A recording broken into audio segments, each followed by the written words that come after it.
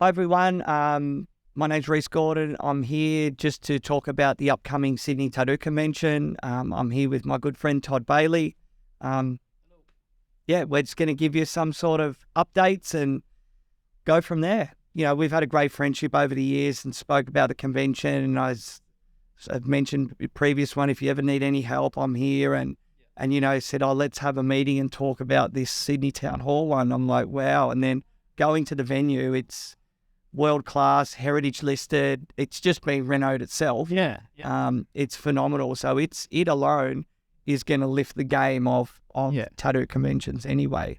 So it's exciting. It's very exciting, yeah. And with something different, of higher caliber, I suppose. Like, you've been around the world as well as I have, and like you want Sydney. Sydney is a destination on the world map. Yep. And I think like having something like a little bit more elevated. Yep. There's nothing wrong with the other ones either. Of course, there's for everything. Yeah, just make it a bit more elevated, I suppose. Inclusive and in the city. Yep. It's a great spot. Yep, totally. Yeah, I'm excited. It's gonna, me being privy this time to the amount of applications for it. Yeah, man, it was hard. Like, we were at your place the other night, me, you, and Katie, trying to go through everything, and you want to accept everyone. Yeah. There's no bad. What is applications? Yeah, no bad. Yeah, and it was just all really high, and it's really and really cool to see, like, a lot of power shops that have sort of maybe come out of the woodwork that haven't been on the convention scene for quite some time. So I think there's a real good buzz. I think Melbourne this weekend, the Inked Expo's on down there, and by all means that looks good. So like you mentioned, there's room for everyone. Everyone's doing their own thing, and ultimately, we cater for different clients, so it's cool. So the next steps forward are, I believe, this week we're sending out the invites. Yeah. Yep. I think they're back from the printer Tuesday. Yep. And then so we should get them all sorted. So everyone, if you don't get them next week because of the postman, they only work Monday, Wednesday, Friday these days. You'll have them the week after. Yeah, they do. And I think from there, it's then we just see who accepts and wants to come, and then we'll go from there. The real hard thing was, it's not a 400 booth convention. So, what we've sort of come up with is an idea of shops and artists being able to interchange through the weekend. Yeah, because we can't do lanes of shops. Yeah. It's just not possible for us. Yeah. So we've just got to, it's going to be a lot of organising, even for the shops that do decide to come. Yep.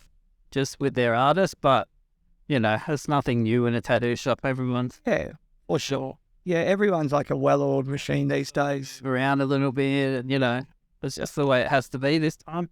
Yeah, and, we're limited space. Yep, but we've got the whole town hall next year, so we're probably going to go close to doubling the capacity, so that'll be really fun.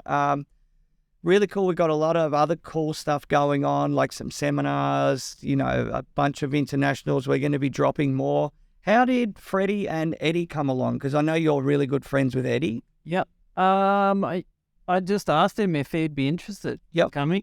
Yep. He was first came off the rank, I suppose. Yep. Like, I just rang him and said if he wanted to come down anyway. Yep.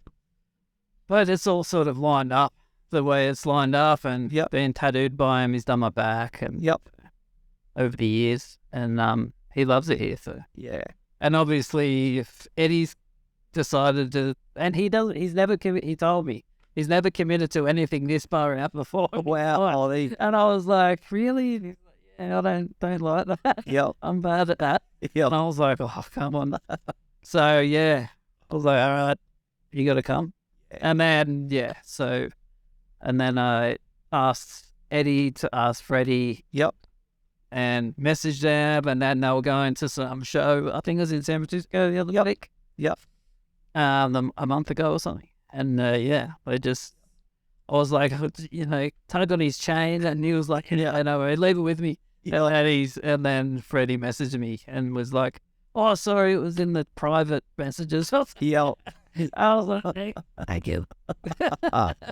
Awesome. Yeah. So that was. It's going to be cool. Like, we've got these two. We've got Dong Dong coming from China, Lau Hardy from the UK, Jeff Gogway and his partner from the States. We've got Yelzy, the international MC, DJ, like tattoo guru extraordinaire, and a bunch of other, Davey Blows. We've got a bunch of others that we're just waiting to confirm, but it should be cool. I was on a different note. I was in Queensland last Sunday at the Clint Steele puts on a show. This year was the Year of the Rabbit, Neon Buddha. And the amount of Queensland artists, Gold Coast and Brisbane, I met there that were amped for it. It's so nice to see people wanting to travel from up north down to a lot from Adelaide, WA as well. Yep. So there's quite a few from West. Yeah. I think the biggest number apart from New South Wales was Queensland, then Victoria. So Queensland was a lot. Yeah. Yeah. They got a real strong tattoo community up there. So that probably, shows in that as well. Yeah. We've got Tennille Napoli and the Garage Ink Girls coming, Mimsy from Trailer Trash. So there's a few more Queenslanders. It's going to be good. Like my dream of it is obviously to put on a great event, but more of like a tattooers event. Yeah. Tattooers, collectors, obviously general public is more than welcome. Come and buy those tickets. But it's more of a way of, in a way, showcasing what we believe is amazing tattooing. Yeah. Going to be fine line there, traditional, black and grey, Japanese, neo-Japanese, oriental, everything but the cream of the crop. Yep. Yeah, and that's sort of the aim, isn't it? Yep. You want to get best of everything. Yep. So that's what we're going to try and do. Yeah. That's what we're aiming for. Yep. Yeah, and then the next year it'll grow again. Yep. Keep trying to, reach higher ground, I suppose. Yep. Yeah, awesome. One of the things I'm excited about as well is the judging, because we've got that beautiful stage. Yeah. The big screen that drops down, and then you've got like a whole row around the top of the convention of all those seating and chairs. Yep. So we're going to project all the judging up on the big screen, which is nothing new, but I think we're going to run the judging quite differently to the normal sort of style. So I think that'll be, pretty cool for people to see and be involved in. So enough about our convention. What was the first convention you ever went to? The first, it would have been, it was Sydney. Yep. Yeah. Okay. Yeah, nice. I don't know, 2009. Yeah, when Mike Seddon. Yes, yeah, used to run it. Yeah, cool. Yeah, that will pretty much change the modern convention style in Sydney. I think. Yeah, they were the first ones besides the PTAA. Yeah, yep. Yeah, I remember going out and working at that one. They had, cars, motorbikes, all that sort of stuff. It was a cool thing. And, my first ever one was the 1995 PTAA annual convention in Melbourne. Yeah. I think I was like 20 years old. Yeah. And I was like blown away by the whole SAMM scene. There, Jeff Rhodes, Tony Cohen, Greg Ardren, an old guy, Ray Shuttleworth, was there, who's passed away now, but he was a legend from Mount Isa. And I'd been tattooed by Trevor McStay prior to that convention, and he brought out Paul Jeffries. So to me, he was like, oh my God, someone international, and Paul worked there, and I went and met him, and I ended up getting tattooed after the convention at Trevor's shop by him. But yeah, that Lucky Diamond Rich was there as well. And I remember seeing him, just had this pre-face tattoos and full coverage. He just had this mad, large-scale black tribal on him, obviously from Interview. Yeah. It was a mind blow. And that was, back then, there's no Facebook, no tattoo TV shows, no Instagram. So you only ever saw tattooed people on the street, in the pub, the swimming pool, or in like Picture magazine, Tony's Tats Out, or maybe Live to Ride. They had a section of it. The Aussie tattoo mags weren't even around then. So Live to Ride, Yeah, what was that guy's name? Little Mick used to do it. Little Mick and one of the photographers. Around. Yes, big tall fellow with the beard. Yeah, it'll come to us in a minute. Yeah, best time, but yeah, he's always around taking photos. Yeah, it was a different. The crazy thing of tattooing in general, but also conventions, is let's say that was 95. Say 30 years later, it's just changed so much. Yep, and will continue to change. And what tattoo magazines are gonna get? Yeah. That. Yep. Came and they went. Yep. Yeah. It's mental. So much. Yeah. Not even comparable to, like, even when I started, Yep. So different. Yeah, totally. I think the first ever international one I went to was Dunstable, that Lau Hardy put on, that's coming over with a bunch of other, I think Ian of Reading, Brent of Dunstable, and a guy called John Williams. They were called Tattoo Incorporated. And that was out of London in Luton, and it was like in a big sort of their version of a town hall as well. But people would flock from all over. I think I went to the 10th one. Yep. People sleeping in their cars in a car park. Like, it's the first time I ever saw real diversity. Yeah. You had your footy hooligans, you had your skinheads, you had your punks, you had people from the gay and lesbian community, you had transgender even back then. You had Greg Ardron there with his flaming red mullet. You had Tony Cohen with his jacket and his top hat on. Yeah. There used to be an old guy called Michael who had a monocle, and he had like Popeye the Sailor Man tattooed on his guts, and you can work the rest out, pushing around the trolley. Just wild. And I was just like this little Aussie bogan kid of 21 years of age, just going, oh my God. But yeah, just because of the population, the amount of people that went there was overwhelming itself. Yeah. London. And then the London one, later on, that was like a whole new game changer. Yeah. Yeah, that just the greater London, and London's like chaos, isn't it? Yeah. Was that Luton near the airport? Yeah. Yes. Yeah. Yeah, that's a lovely part of England. It's always foggy there. The home of the cheapest airline in the world. And the plane crash anyway, there we go. Yeah. £1, 1 quid. Hi, man. Remember there were even like internet cafes where you would go in at, I think EasyJet or whatever, they had an internet cafes where you'd pay £1 and you'd get like an hour, and everyone's loaded up like in these little cubicles going away. Yeah, I used to freaking them all. Yeah. Well, that was prime backpacker era, wasn't it? There was no Facebook. No. It was just, that was it. Yep. And a Nokia, whatever. Yep. Phones, Yep. What was the first international convention you went to? Amsterdam. Oh, nice. There you go. Sin City. Probably the wildest night of my life, I think. It was full on. Well, what happened was we flew in, unbeknownst to us, right? I was with Toby Shipman, who's in Canada. Anyway, we got there. We went to just staying like around the red light district, of course, where else are you going to go? And we went in there and we went to this bar and we're like, oh, it's sort of cool. It's like a biker bar, had a Harley up on the wall or whatever. And it was Excalibur's and it was like the HA's bar. Hanky Panky's downstairs? No, it was across. Yep. Across the canal. Anyway, the lady behind the bar was the president's missus. And she's like, oh, you're the Aussie guys. And we're like, yeah, we're Australian. She's like, no, everyone's waiting for you. And like, oh, I knew you were coming. And mate, it was the wildest. I had like two big burly black dudes, like not black dudes. Yeah. Burly dudes drive me around a black van. I was getting like driven around.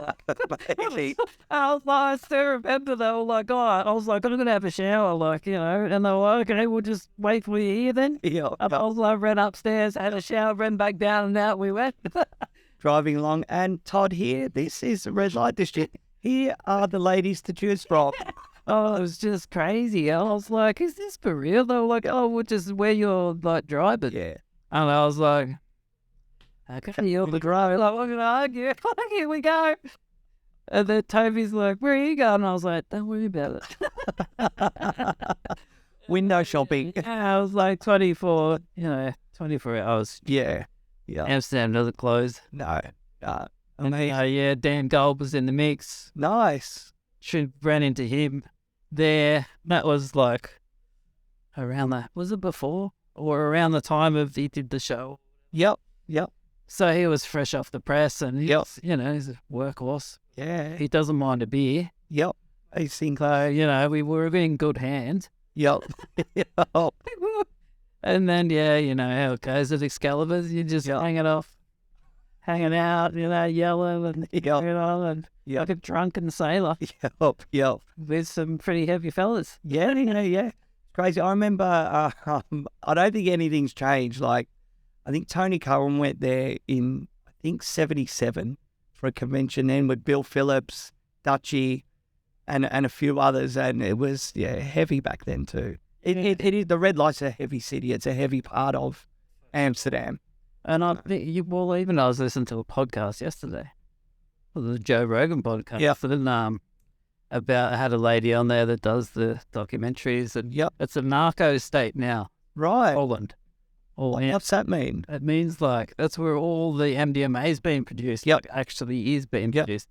So it's like, And then I heard there was they were people who had done the wrong thing. Yep. At the end of the canals, so they got the above the bridge. Anyway, they few people up there. It's the Moroccans. Apparently. Yeah. Yeah, that's what she was saying. I was like, they found these torture chambers and stuff. Wouldn't surprise me. It's pretty, it's full on there. It's crazy. It's legit. Yep. Fun as hell. That's making why it's so fun, because it's for a little, mate, when I first went there, I was a little stoner, and I was like, oh my God, this is a mythical city. This is a paradise that, I could only dream about when I was 16 watching Cheech and Chong movies. Man, I trained. So I'd given up weed a few years before, because I was a very heavy smoker. And then I'd stopped, and I was living in London. And I was like, fucking done. Amsterdam, I'm not going to miss this. And I was like, I'm not greening out. No fucking way. So I was like, started training, smoking hash, smoking whatever I could get here. So every day after work, I was like, I'm going to be match fit. I got like proper match fit. And I got there, I was like, yeah. I was drinking pears, I was like smoking joints, constantly. I bought all this weed. Like just typical, over the top fucking Aussie traveller, man.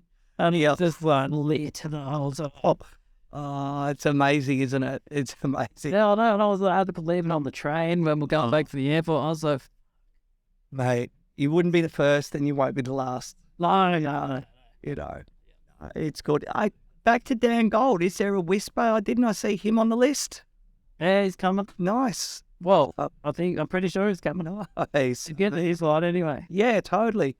Yeah, no, it's going to be fun, mate. I'm excited. It's like I said to you and Katie the other night, we're both fortunate in this stage of our careers to have really good shops, really good people with us, all that sort of thing. But for me to be part of this and do this, it's another way of giving back and do something cool, and it'll be one of the better things we'll both do in our careers as well. Yeah, so that's how we sort of came together with as well, because.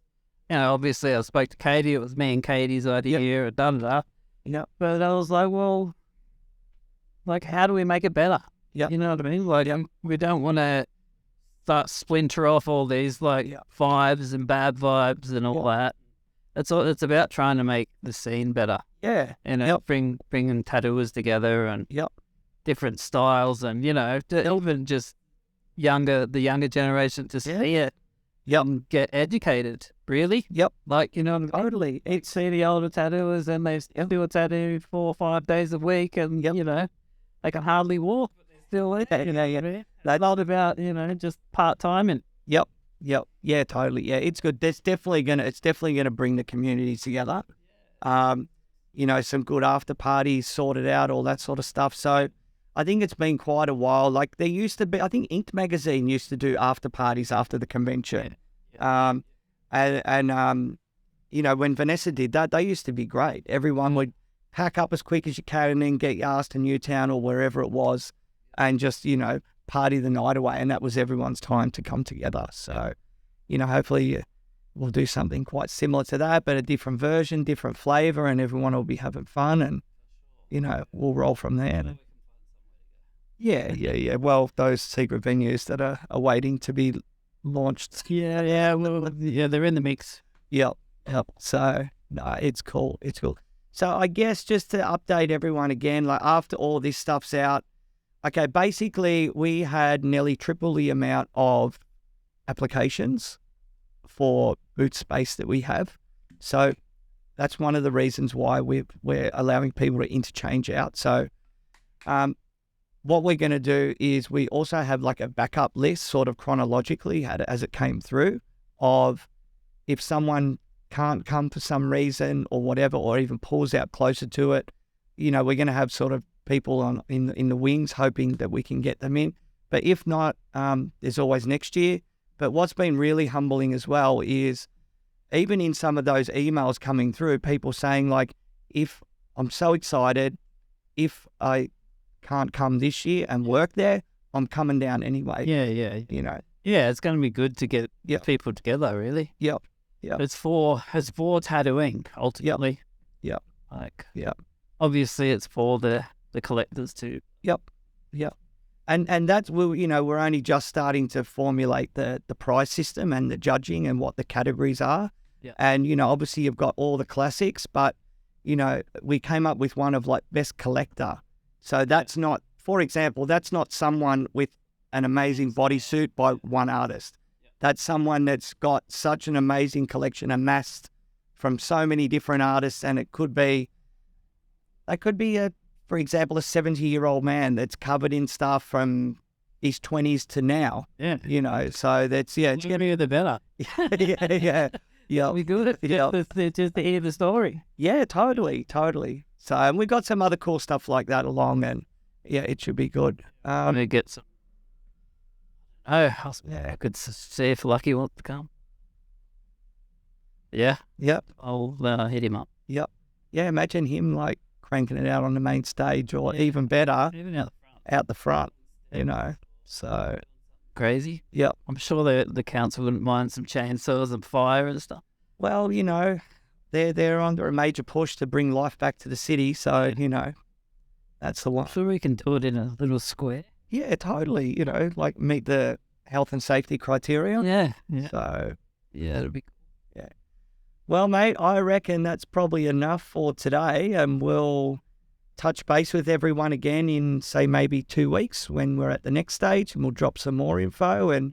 But thanks to anyone who's watched this, and thanks for all the support that people have given us, whether it's in person, text, or by email. Really appreciate it.